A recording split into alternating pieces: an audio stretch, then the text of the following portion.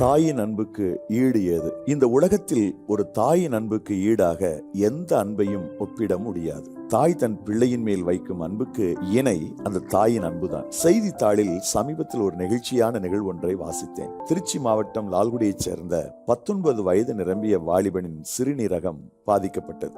வாரத்திற்கு 2 முறை சிறுநீரகத்தை சுத்திகரிப்பு செய்ய வேண்டியிருந்த நிலையில் கட்டாயம் சிறுநீரக அறுவை சிகிச்சை செய்ய வேண்டும் என மருத்துவர்கள் கூறிவிட்டார்கள். அந்த வாலிபனின் தாய் தானே முன்வந்து தன் சிறுநீரகத்தை தன் மகனுக்கு கொடுக்க முன்வந்தார்கள். கடந்த நவம்பர் மாதம் 25ஆம் தேதி திருச்சி தலைமை அரசு மருத்துவமனை முதல்வர் டாக்டர் வனிதா அவர்கள் ஆலோசனைக்கு பின்பு வெற்றிகரமாக இந்த அறுவை சிகிச்சை செய்து முடிக்கப்பட்டது. அந்த தாயின் செயல்பாடு நாம் நெஞ்சை தொடுகிறதல்லவா? வெகு காலத்திற்கு முன்பாக தாயின் அன்பை விளக்குவதற்கான ஒரு கற்பனையாக புனையப்பட்ட கதை ஒன்றை ஒரு புத்தகத்தில் வாசித்தேன். புத்தகத்தின் பெயர் என் ஞாபகத்தில் இல்லை. ஒரு விதவை தாய், அவருக்கு ஒரே ஒரு வாலிப மகன். அப்பா இல்லாததால் அவனை செல்லமாக வளர்த்தாள் அந்த விதவை தாய். அந்த வாலிப மகனோ வழிதப்பி நடந்தான்.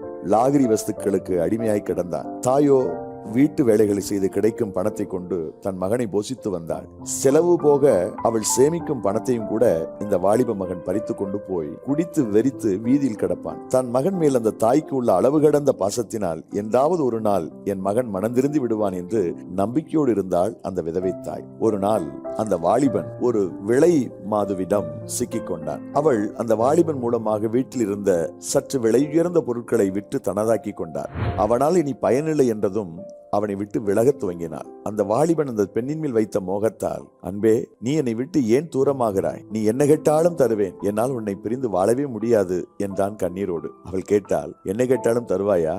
ஆம், நீ என்ன கேட்டாலும் உடனே தருகிறேன் என்றான். அப்படியானால் உன் தாயின் இருதயத்தை கொண்டு வா என்றாள் அந்த பாதகி. விலை மாதுவின் மேல் கொண்ட காதலால் விரைந்தான் வீட்டிற்கு.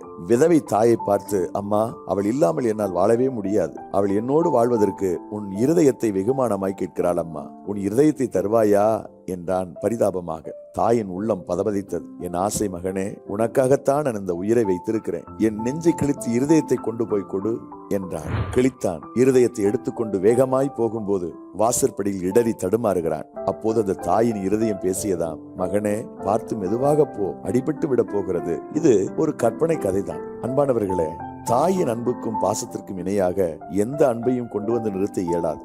ஆனால் இயேசுவின் அன்பு தாயின் அன்பை விட மேலானது, உயர்ந்தது. காரணம், எந்தவித எதிர்பார்ப்பும் இல்லாமல் ஒட்டுமொத்த உலக மக்களுக்காக தன் உதரமெல்லாம் சிந்தி தன் உயிர் தந்தார் இந்த பெருமகனார் இயேசு. இன்றும் கூட நம் அனைவரையும் அந்த இயேசு நேசிக்கிறார். இயேசுவின் அன்பை அறிந்து கொள்வதற்கு தேவன் அருள் புரிய வேண்டும் என்று பிரார்த்தனை செய்கிறேன். God bless you.